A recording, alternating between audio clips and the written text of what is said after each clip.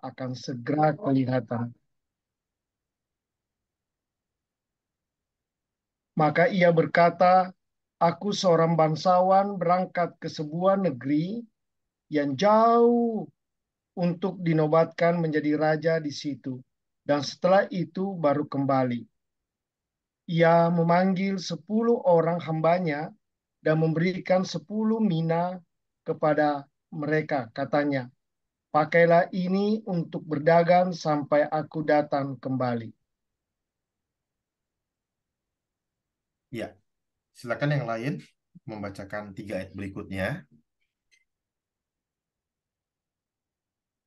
Akan tetapi orang-orang sebangsanya membenci dia, lalu mengirimkan utusan menyusul dia untuk mengatakan, kami tidak mau orang ini menjadi raja atas kami. Dan terjadilah ketika ia kembali, setelah ia dinobatkan menjadi raja, ia menyuruh memanggil hamba-hambanya yang telah diberinya uang itu untuk mengetahui berapa hasil dagang mereka masing-masing. Orang yang pertama datang dan berkata, Tuan, mina Tuan yang satu itu telah menghasilkan 10 mina. Ya, berikutnya ada lagi 3 ayat berikutnya.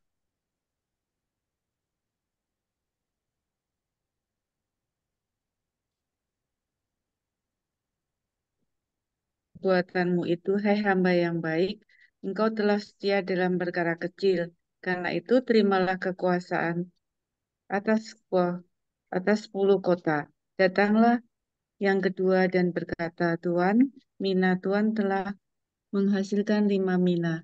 Katanya kepada orang itu, dan engkau kuasai, kuasailah 5 kota.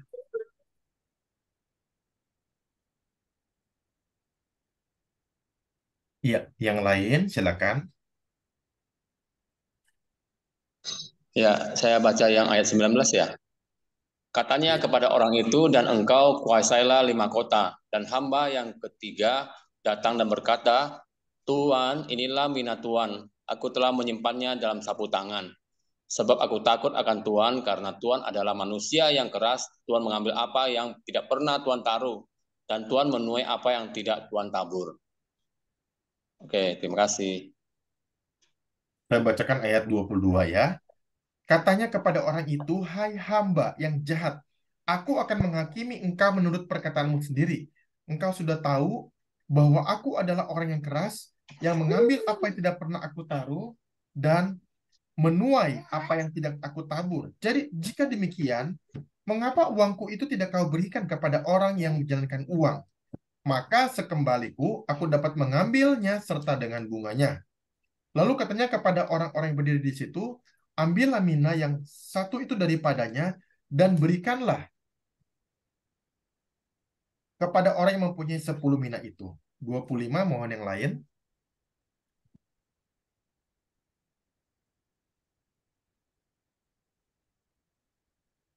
Ya, 25, silakan. 25, kata mereka kepadanya, Tuan, ia sudah mempunyai 10 mina.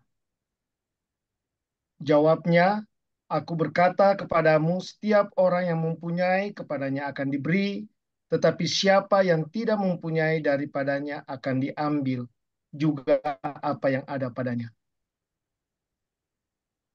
Akan tetapi semua seteruku ini yang tidak suka aku menjadi rajanya, bawalah mereka kemari dan bunuhlah mereka di depan mataku. Ya, demikian juga pembacaan firman Tuhan. Bapak Ibu, mohon maaf saya tidak membuat PowerPoint, tapi ini adalah sesuatu hal yang saya sangat diberkati oleh firman Tuhan pada saat yang ini kita baca. Kita hari ini belajar mengenai sebuah tema perumpamaan tentang uang mina. Ya, kita akan mengupas bagian firman Tuhan ini. Saya rasa kita semua tahu bahwa ini adalah paralel ya dengan Matius 25 ayat 14 sampai 30. Nah, sebelum saya membahas bagian ini, saya ingin kita semua nonton satu video ya, 1 menit. Coba kita nonton ya sama-sama ya. Ini saya rasa video ini cukup menarik. Mungkin Bapak Ibu pernah nonton, tapi mungkin saya ulang juga nggak apa-apa. Ini saya sangat menarik. Saya pernah lihat video ini. Sebentar ya.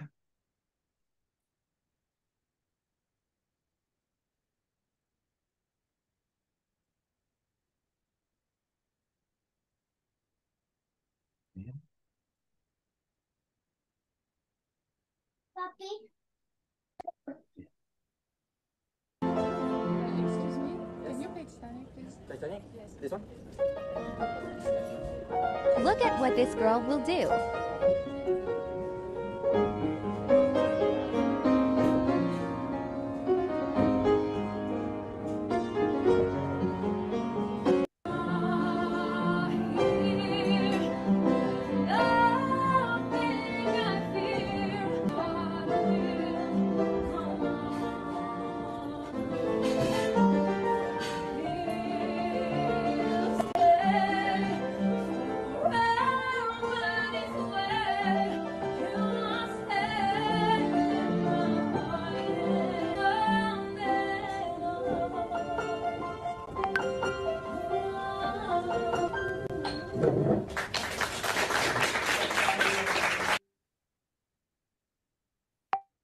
Ya, tadi itu film hanya video singkat saja 1 menit, tapi sudah ditonton ribuan kali.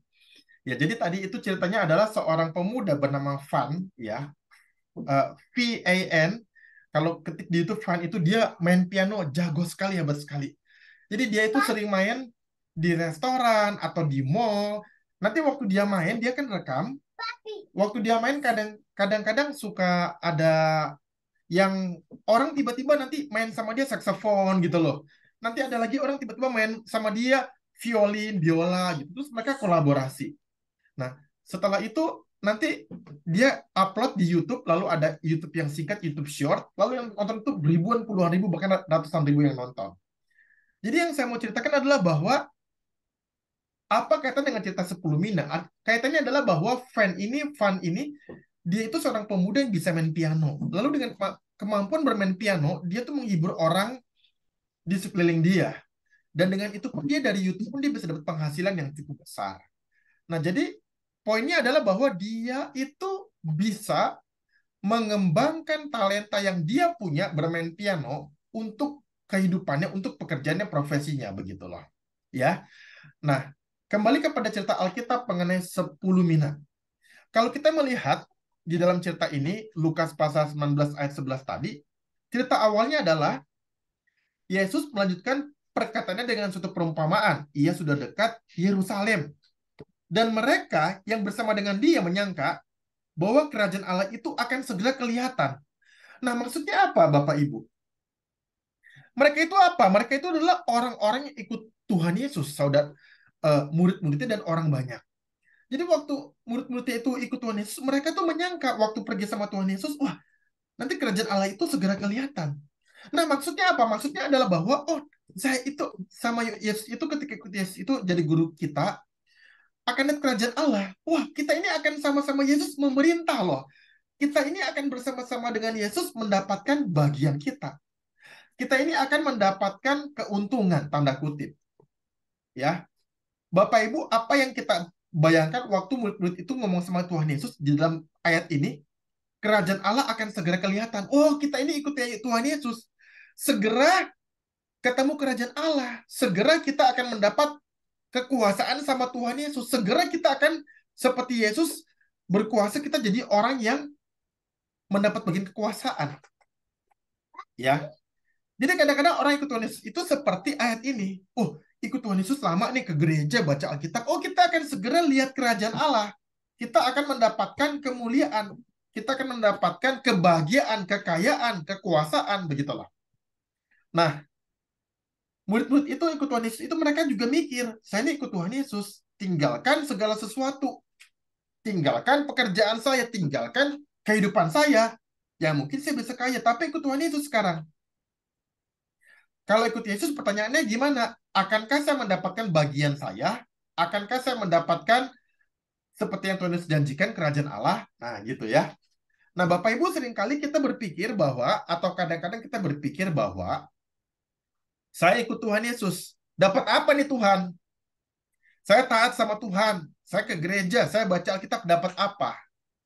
Nah, apakah saya bisa mendapatkan kekayaan, hidup yang sehat? Begitu loh. Kadang-kadang kita berpikir seperti itu. Dan itu manusiawi, nggak salah. Dan Tuhan tidak larang orang mau jadi kaya. Enggak. Tuhan nggak larang orang punya kekuasaan. Enggak. Tuhan nggak larang orang ikut Tuhan Yesus, ikut ajaran Tuhan Yesus, naik pangkat. Enggak. Pertanyaannya satu, sudah setia belum? Begitulah. Abraham kaya. Musa juga punya kedudukan. Kalau kita lihat Alkitab, Daud juga kaya. Mereka semua ikut Tuhan, tapi mereka akan mendapatkan kekayaan. Mereka mendapatkan pangkat yang tinggi. Enggak salah. Pertanyaannya, bisa setia enggak? Bisa enggak kita setia? Ya. Nah, Bapak Ibu, kita kadang-kadang ikut Tuhan Yesus, kita pengen kayanya. Kita pengen kerajaan Allahnya. Pertanyaannya, waktu kita dapat kerajaan Allah, kita bisa setia enggak? Pertanyaannya, kita mendapat ikut Tuhan itu, kita bisa enggak dengan sungguh-sungguh ikut Tuhan dan setia? Jangan-jangan kita hanya mau kekayaannya, kesehatannya, tapi kita nggak mau setia. Ya, jadi kalau kita bisa setia sama Tuhan, maka Tuhan juga akan memberi kepada kita apa yang mungkin kita idam-idamkan. Ya, nah, Bapak Ibu yang terkasih di dalam Tuhan Yesus, dalam cerita daripada kelahiran Tuhan Yesus, itu ada cerita mengenai Sakaria, seorang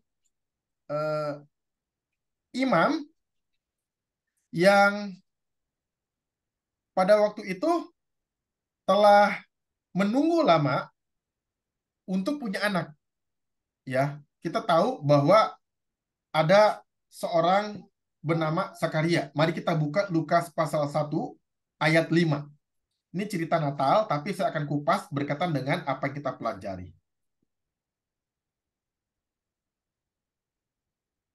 Lukas pasal 1 ayat 5 sampai ayat 7. Ya, saya akan bacakan. Lukas pasal 1 ayat 5 sampai 7. Pada zaman Herodes, Raja Yudea, adalah seorang imam yang bernama Sakaria dari rombongan Abia. Istrinya juga berasal dari keturunan Harun, namanya Elisabet. Keduanya adalah benar di hadapan Allah dan hidup menurut segala perintah dan ketetapan Tuhan dengan tidak bercacat. Tapi mereka tidak punya anak, sebab Elisabet mandul dan keduanya telah lanjut umurnya. Nah, Bapak Ibu, Sakaria itu seorang imam, pelayan Allah. Tetapi mereka sudah tua, mereka nggak punya anak. Ayat ke-7, Elisabet istrinya mandul. Keduanya telah lanjut umurnya. Nah, Bapak Ibu, kalau kita baca firman Tuhan bagian ini, Sakaria ini imam.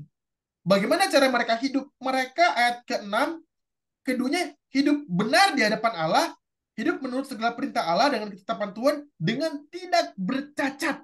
Bayangkan Bapak Ibu ya, suami istri ikut Tuhan berapa lama? Sampai tua Bapak Ibu. Kan kita baca ayat ke-7. Keduanya telah lanjut umurnya. Lanjut umurnya artinya apa? Sudah tua, sudah lanjut umurnya. Kakek-kakek, nenek-nenek.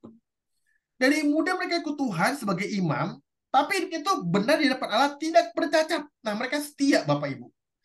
Nah, setelah itu akhirnya kita tahu bahwa mereka adalah jadi orang tua Yohanes Pembaptis. Akhirnya waktu sudah tua Elisabet ini hamil. Lahirlah anak yang bernama Yohanes Pembaptis. Nah, mau nggak kita seperti Sakaria ini? Ikut sama Tuhan Yesus itu setia sama Tuhan. Bertahun-tahun, berpuluh-puluh tahun setia. Akhirnya setelah mereka setia, Tuhan kasih mereka upah punya anak. Waktu zaman Palestina kuno dulu, seorang imam gak punya anak, itu aib. Itu artinya mereka bisa dianggap berdosa. Tapi mereka walaupun dianggap mempunyai aib tanda kutip, mereka tetap hidup benar di hadapan Tuhan. Mereka setia. Jadi Bapak Ibu terkasih, ikut Tuhan itu, Tuhan mau kita setia. Kadang-kadang kita mau mencari kerajaan Allah. Enggak salah. Tapi marilah kita setia kepada Tuhan. Waktu kita setia sama Tuhan, kita ke depan bisa punya kehidupan yang baik. Kita ke depan bisa punya kehidupan yang berkenan di hadapan Tuhan. Yang penting juga adalah memuliakan nama Tuhan. Ya, ini sebagai pelajaran kita yang di awal. Nah, kita akan masuk di dalam pembahasan 10 mina. Adalah seorang bangsawan berangkat ke sebuah negeri yang jauh untuk dinobatkan menjadi raja. Dia memanggil 10 orang hambanya. Kenapa cuma 10? Apakah hambanya hanya 10? Nggak tahu. Alkitab nggak bilang. Tapi kalau kita baca Abraham, Abraham punya 318 hamba. Ya, Abraham punya 318 hamba. Jadi dia bawa tuh 10, dia panggil 10 hamba. Mungkin tidak semua hamba dapat, hanya 10 orang saja. Nah, Bapak Ibu, kadang-kadang kita berpikir, kenapa ya Tuhan? Saya kok nggak seperti dia? Dia kok bisa main musik, saya nggak bisa main musik. Dia kok bisa, apa ya? Dia bisa, misalnya dia bisa punya kemampuan kepemimpinan, kok saya nggak punya. Nah, jangan iri. Tuhan tidak panggil semua orang. Tuhan tidak bagi minat kepada 10 orang. Tuhan tidak panggil minat, tidak memberikan talenta kepada orang yang mungkin ada yang dapat, ada yang tidak. Seperti itu. Kalau di sini 10 mina kepada 10 orang. Benar ya Bapak Ibu ya? Ayat ke-13 memanggil 10 orang hambanya, memberi 10 mina kepada mereka. Artinya satu orang dapat berapa mina? Dapat berapa mina Bapak Ibu? Satu. Terima kasih Pak Charles. 10 orang dibagi 10 mina. Kalau baca Matius 25 ayat 14 sampai 30, itu kepada 3 orang. Satu orang dapat 5 talenta, satu orang lagi dapat 2 talenta, satu orang lagi dapat 1 talenta. Nah, Bapak Ibu, jadi kepada orang diberikan ada yang berbeda, ada juga yang sama. Aneh ya? Ya, ini aneh. Ya. Jadi di sini adalah berbeda. Berbeda. Ya. Oh, ada yang masuk. Ya, ada Ibu Helena masuk sebentar ya. Bapak Ibu, saya accept. Iya. Iya. Ya. Selamat malam Ibu Helena. Selamat bergabung. Ya. Ya. Ya, kita sedang mempelajari Lukas pasal 19 ayat 11 sampai ayat ke-27. Kita membahas tentang 10 mina. Ya. Nah, jadi 1 mina itu adalah 100 dinar. Upah kepada satu orang pekerja rata-rata pada waktu itu selama 100 hari. Karena 1 hari 1 dinar. Ya. Sedangkan 1 talenta adalah 6.000 dinar. Jadi 1 talenta 6.000 dinar, 1 mina hanya 100 dinar. 1 mina itu kira-kira upah 3 bulan, kira-kira 3 bulan. Tapi kalau 1 talenta itu adalah 6.000 dinar atau 6.000 hari bekerja. Nah, jadi tadi yang pertama mengenai memberi mina, tidak semua dapat. Jadi apa yang Tuhan kasih ya kita pakai untuk itu. Ya, jadi kita jangan iri kepada orang yang tidak dapat. Ada orang dapat kemampuan seperti ini, ada juga kemampuan seperti itu. Kadang-kadang saya iri Bapak Ibu ya. Ada orang bisa main musik piano. Saya tuh kemampuan musik saya terbatas sekali. Nyanyi agak fales gitu ya. Main musik, gitar bisa sedikit, ciptakan 1 lagu, tapi hanya 1 lagu. Ada orang bisa ciptakan 10 lagu, 20 lagu, lagunya bagus-bagus gitu kan. Ada orang main piano tuh saya iri. Saya tuh dari dulu pengen banget bisa main piano, tapi kemampuannya nggak banyak. Saya bisa main gitar tapi sedikit sekali. Nah, kembali kepada mina dan talenta. Nah, Bapak Ibu, menarik ya. Pada perumpamaan mina, 1 orang dapat 1 mina, semua sama. Tapi pada perumpamaan talenta berbeda. Ada yang 1 talenta, ada yang 2 talenta, ada yang 5 talenta. Nah, ini berbeda. Ya. Jadi begini. Perumpamaan mengenai mina itu adalah keadilan distributif. Semua sama. Perumpamaan tentang talenta adalah keadilan retributif. Retribut. Penghargaan kembali. Beda. Contoh. Paling gampang begini. Ada perusahaan dibagi jatah cuti. Sama semua. Mau direktur, mau karyawan, mau manajer, satpam, semua sama. 1 tahun 14 hari cuti. Ya. Ini namanya keadilan distributif. Semua sama. Direktur cuti 14 hari. Karyawan cuti 14 hari. Satpam cuti 14 hari. Semua sama. Keadilan distributif. Mina.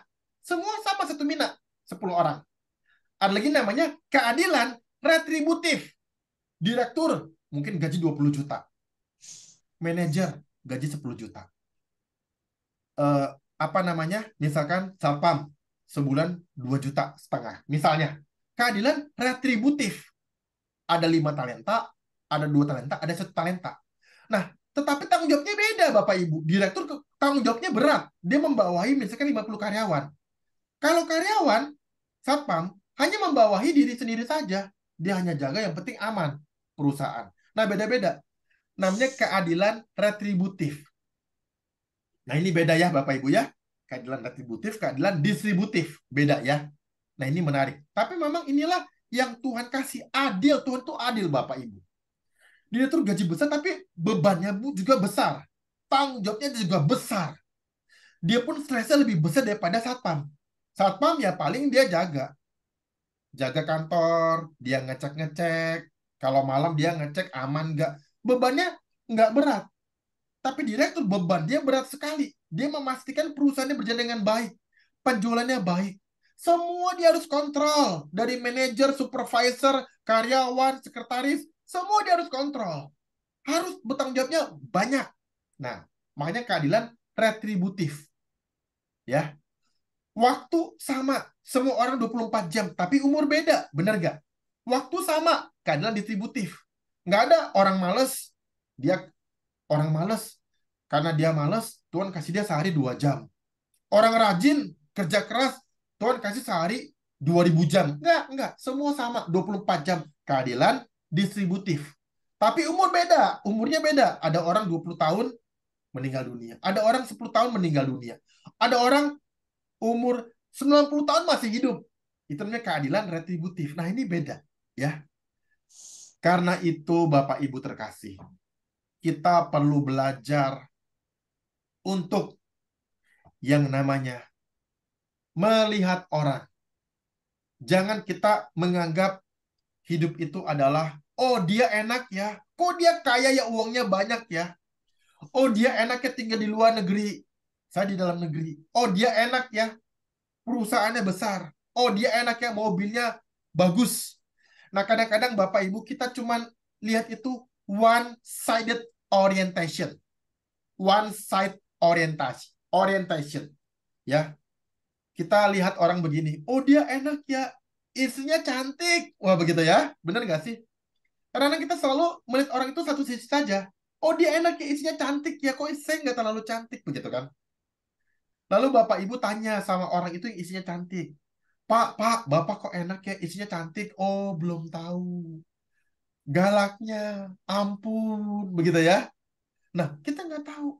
Sama seperti itu ada gambar karikatur, saya pernah lihat Bapak Ibu ya, yang di pulau, dia lihat yang di kapal. Oh, dia enaknya naik kapal ya, jalan sana, jalan sini ya. Dia naik kapal bisa ke kiri, ke kanan ya. Dia bisa lihat ikan di tengah laut gitu ya. Nanti yang di kapal lihat yang di pulau, oh, di pulau enak ya. Di pulau enak ya.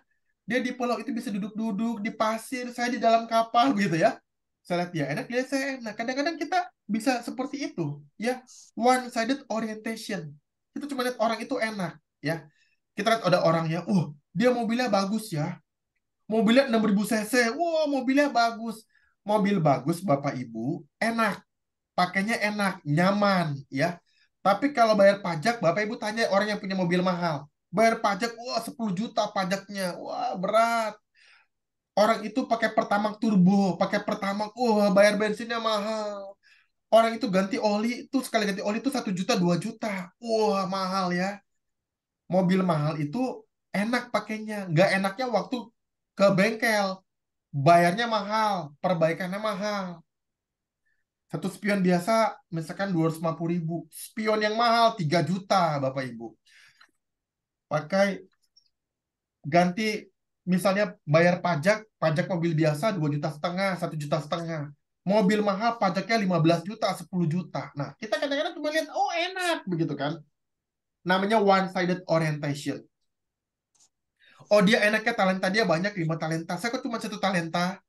Wah Tuhan nggak adil ya. Kadang-kadang Bapak Ibu kita cuma lihat one-sided orientation. Suatu hari ada seorang bapak. Dia kecelakaan. Dia naik motor kecelakaan jatuh. Tangannya 2 diamputasi. Nggak punya tangan. Lalu dia pikir dulu ada tangan bisa kerja, sekarang nggak ada tangan, dua-duanya amputasi karena kecelakaan. Wah Tuhan, hidup saya susah. Udah Tuhan, saya mati aja Tuhan, saya bunuh diri. Dia naik ke bukit. Dari bukit dia mau lompat ke bawah.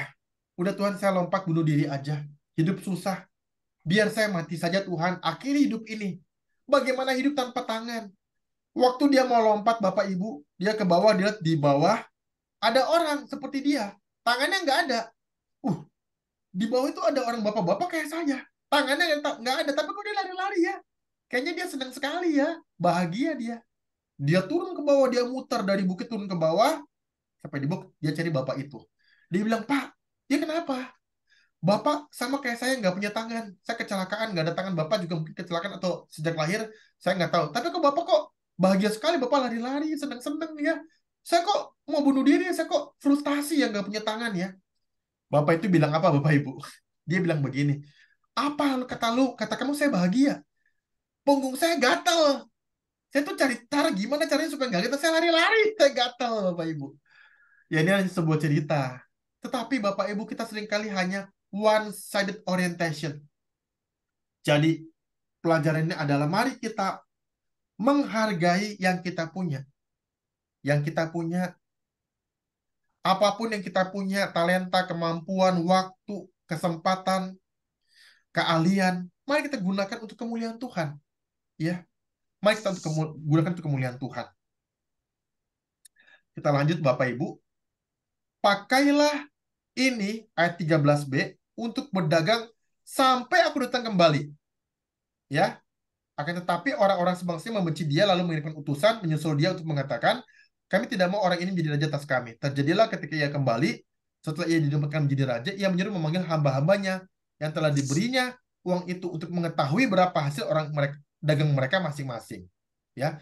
Nah, jadi Bapak Ibu, berikutnya adalah pelajarannya adalah waktu orang ini pergi, orang ini tidak melihat apa yang dikerjakan oleh 10 hambanya. Dia pergi. Makanya pas dia pulang, dia memanggil hamba-hambanya untuk mengetahui berapa hasil dagang mereka masing-masing. Dia tahu nggak hasilnya? Nggak tahu, karena dia pergi, dia nggak lihat. Nah, Bapak Ibu, waktu kita percaya sama orang, kita nggak lihat. Nah, ini pelajaran buat kita, Bapak Ibu. Kepercayaan itu bersifat invisible, tidak terlihat. Contoh, Bapak Ibu percaya Tuhan? Amin, Bapak Ibu. Percaya Tuhan? Percaya Tuhan? Percaya. Bapak Ibu pernah lihat Tuhan? Siapa di sini angkat tangan pernah lihat Tuhan atau kasih jempol di Zoom? Siapa pernah lihat Tuhan? Nggak pernah ya. Saya, Bapak Ibu, ikut Tuhan hampir 40 tahun. Selama hampir 40 tahun belum pernah lihat Tuhan. Satu kali pun belum pernah lihat Tuhan. Tapi saya percaya. Percaya mengandung arti invisible. Karena kita percaya, kita nggak lihat pun kita percaya. Bapak ini yang di dalam kisah Lukas pasal 18, tuannya ini pergi. Tinggalkan hamba-hambanya dikasih 10 mina, satu orang 1 mina. Waktu dia pergi, itu invisible. Dia nggak lihat. Mereka mau kerja, nggak kerja, nggak lihat. Mereka kerja apa enggak. Kepercayaan bersifat invisible. Karena itu menuntut tanggung jawab. Karena dipercaya, kita harus bertanggung jawab. Tuhan nggak lihat kita. Ya, maksudnya Tuhan dalam hal ini bukan nggak lihat, Tuhan tahu. Tapi Tuhan itu tidak langsung menghukum kita. Dia kasih kita kesempatan mau gunakan talenta dengan baik atau tidak. Nah, inilah pekerjaan kita ini. Tuhan sebenarnya ya lihat, tapi dia invisible dalam arti dia membebaskan kita. Mau gunakan talenta kita atau tidak. Mau kembangkan atau tidak, terserah kita. Nah, jadi itu adalah bersifat mengandung responsibility atau tanggung jawab. Nah, jadi apa yang terjadi? Yang terjadi adalah mari kita belajar untuk seperti Tuhan Yesus. Ya, Tuhan Yesus itu dalam dunia ini ketika dia hidup, dia bertanggung jawab. Makanya Tuhan Yesus berkata, aku mengerjakan pekerjaan dia selagi masih siang. Ya, ini ya. Aku mengerjakan pekerjaan selagi masih siang. Lalu kata Alkitab, Yesus itu berkata, aku datang. Aku datang untuk menyelamatkan yang terhilang. Aku datang ya untuk jadi tebusan bagi banyak orang. Aku datang untuk mengabarkan kerajaan Allah. Aku datang, aku datang, aku datang. Jadi tulis ini hidupnya tuh dia tuh tahu. Dia datang itu mau ngapain dia tahu. Orang yang tahu pengalaman hidup dia bekerja dengan baik. Oh, saya menjadi hamba Tuhan, jadilah hamba Tuhan sungguh-sungguh. Oh, saya pekerjalah sungguh-sungguh. Oh, saya berdagang, daganglah sungguh-sungguh. Oh, saya karyawan di sebuah perusahaan, jadi karyawan sungguh-sungguh. Nah, inilah orang yang mempergunakan minanya dengan baik. Oh, saya suami, jadilah suami yang baik. Kerja sungguh-sungguh buat keluarga. Oh, saya seorang istri, jadilah istri yang baik. Nah, inilah Tuhan Yesus. Yesus berkata, aku mengerjakan pekerjaan dia selagi masih siang. Artinya apa? Selain dia tahu untuk apa dia datang, dia mempergunakan kesempatan yang ada. Tadi ada orang yang punya 1 mina, ya, menghasilkan 10 mina. Digunakan kesempatannya. Ada juga orang yang menggunakan 1 mina menghasilkan 5 mina. Nah, jadi karena orang itu mempergunakan kesempatan yang ada. Nah, Bapak Ibu yang terkasih, sudahkah kita mempergunakan mina kita dengan sungguh-sungguh? Ya, kalau kita gunakan mina dengan sungguh-sungguh, maka kita menjadi orang yang baik. Ya, menjadi orang yang sungguh-sungguh. Dan kita akan punya masa depan yang baik. Ya, Bapak Ibu perhatikan orang yang dalam peristiwa 10 mina ini, orang yang menghasilkan 10 mina dan 5 mina adalah orang yang pertama setia, kedua bertanggung jawab. Ya, Bapak Ibu, kita perlu 2 hal ini, Bapak Ibu. Jangan cuma setia. Saya kerjain, saya setia. Ada orang setia tapi dia nggak tanggung jawab, nggak ada hasilnya. Dia setia, dia kerja tapi nggak ada hasilnya. Orang kayak gini bagus nggak? Nggak bagus. Tuhan mau setia dan ada hasil. 2. Bapak Ibu besok pilih presiden ya. Kita semua pilih presiden, pemilu besok, 14 Februari 2024. Nah, kita mau nggak punya presiden, dia setia. Dia setia loh. Dia nggak korupsi, dia nggak jahat, tapi nggak ada hasilnya. Oh, dia presiden, dia setia, dia kerja, tapi nggak ada hasilnya. Nggak mau kita. Lalu ada orang juga presiden, dia tanggung jawab. Ada hasilnya, tapi dia nggak setia. Dia korupsi. Kerjaan bagus-bagus, infrastruktur bagus-bagus, jalan dibangun, jembatan dibangun, ya, lapangan kerja dibuka, tapi dia korupsi, nggak setia. Nggak bisa juga. Bapak Ibu perlu setia dan tanggung jawab. Memang sih maunya dua-duanya Bapak Ibu ya. Kita kalau punya karyawan maunya dua-duanya ya. Oh, dia setia, tapi dia juga tanggung jawab. Ya, dia setia, dia nggak mencuri, dia nggak berbohong, dia nggak menipu, tapi tanggung jawab. Kerjanya bagus, hasilnya banyak, tapi dia setia. Itu ada Bapak Ibu, ada. Ada 2 itu orang seperti itu. Pertama, belum lahir. 2, sudah meninggal dunia. Begitu ya. Orang ini ada nggak? Ada. Pertama, belum lahir. Kedua, udah meninggal dunia. Kadang-kadang memang susah Bapak Ibu cari orang yang seperti ini. Udah setia, jujur, baik, kerjanya bagus. Wah, Bapak Ibu. Kalau punya karyawan kayak gini, hebat ya. Seperti Bapak ini tadi, dalam Lukas 19. Dia kasih mina, Tuhan lihat. 1 mina jadi 10 mina, Tuhan. Bayangkan. 1 mina menghasilkan 10 mina jadi 11. Langsung kata Tuhannya, oke. Baik segala perbuatanmu itu, engkau telah setia. Terimalah kekuasaan 10 kota. 17, ayat 17. Bapak Ibu, bayangin. 1 mina. Cuman 100 dinar. Paling 10 juta rupiah kira-kira uang sekarang. Jadi 100 juta. Punya 10 juta besar nggak Bapak Ibu? Nggak besar juga ya Bapak Ibu ya. 10 juta tuh nggak besar-besar banget. Benar nggak sih? 10 juta rupiah menghasilkan 100 juta, 110 juta. Mungkin Bapak Ibu punya toko seperti Pak Jeffrey punya apotek. 10 juta dapat 100 juta itu kurang lebih ya kerja mungkin beberapa bulan dapat 100 juta misalnya. Kerja misalkan 10 bulan atau setahun, 2 tahun dapat 100 juta. Benar nggak? Jadi 10 juta dapat 100 juta. Tapi bayangkan, kamu terimalah kekuasaan 10 kota. Bapak Ibu luar biasa nggak? Artinya apa? Artinya orang yang dipercaya akan mendapatkan kepercayaan yang lebih besar lagi. 10 kota itu berapa banyak uang di 10 kota Bapak Ibu bisa punya 10 kota. Oke, Kamu sekarang, ya, kamu kuasai. Sebentar ya, saya coba bilang sebentar.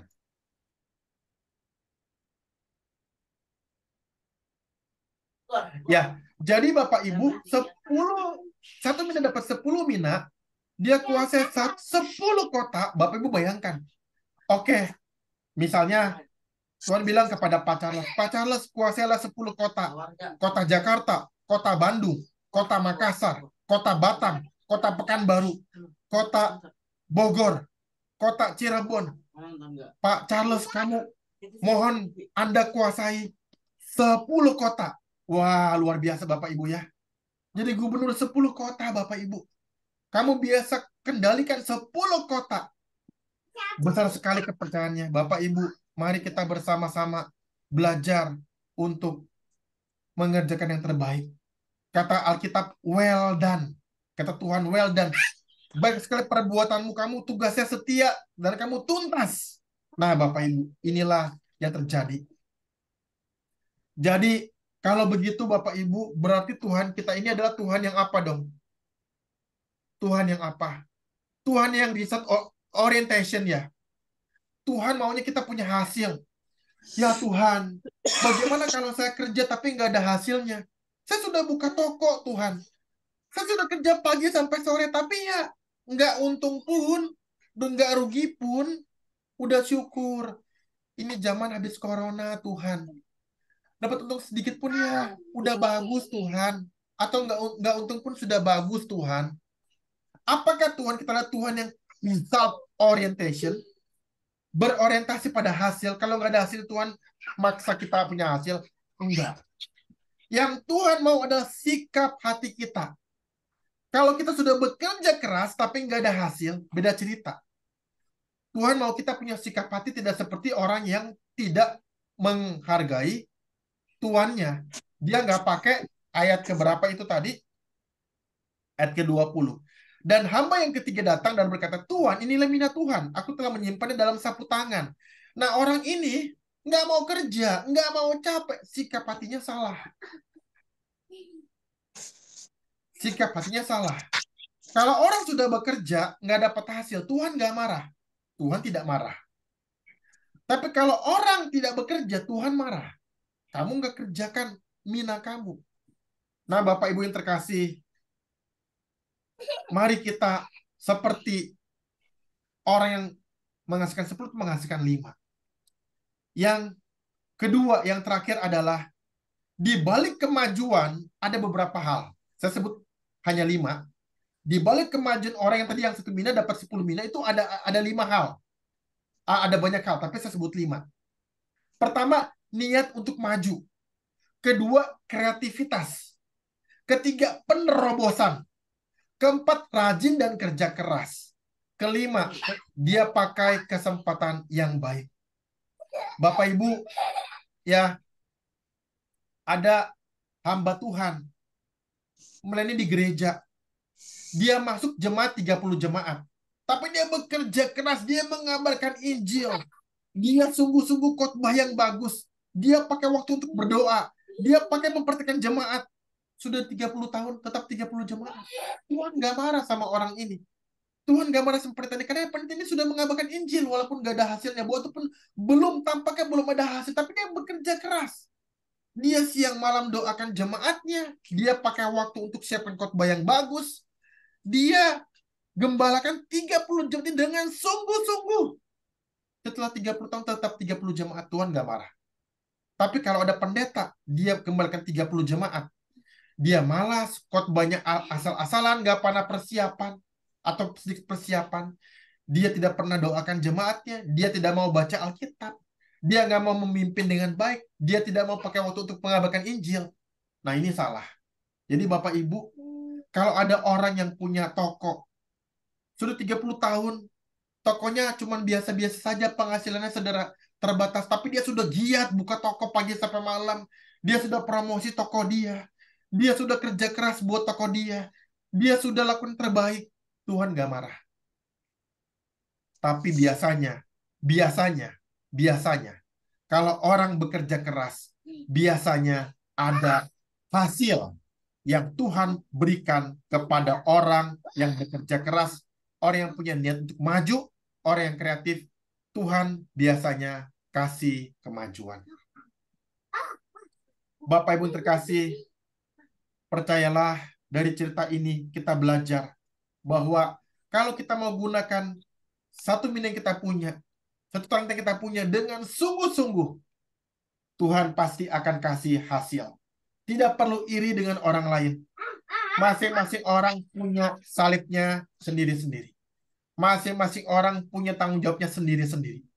Masing-masing orang punya minanya sendiri-sendiri. Tadi ya, kita sudah bahas keadilan distributif dan keadilan retributif. Masing-masing orang dituntut sesuai dengan mina yang dia punya. Ada orang punya 1 talenta, Tuhan tuntut 1 talenta. Ada punya 5 talenta, Tuhan tuntut 5 talenta. Masing-masing kita punya keahlian apa, punya kehebatan apa, punya kemampuan apa. Tuhan tuntut kita untuk kita mengerjakan yang terbaik dari kehidupan kita. Kiranya firman Tuhan pada malam hari ini memberkati kita sekalian. Amin. Bapak Ibu yang terkasih, apakah kita ada yang mau sharing dari bagian ini sebelum kita doa syafaat? Apakah ada yang mau bertanya sesuatu mengenai bagian firman Tuhan ini? Silakan. Kiranya kita bisa mendalami firman Tuhan ini. Mungkin 1 orang, 1 atau 2 orang diberi kesempatan. Kalau mau tanya atau kalau mau sharing. Silakan.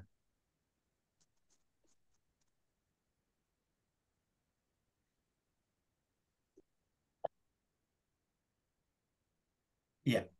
Apakah ada yang mau sharing, Bapak Ibu? Silakan.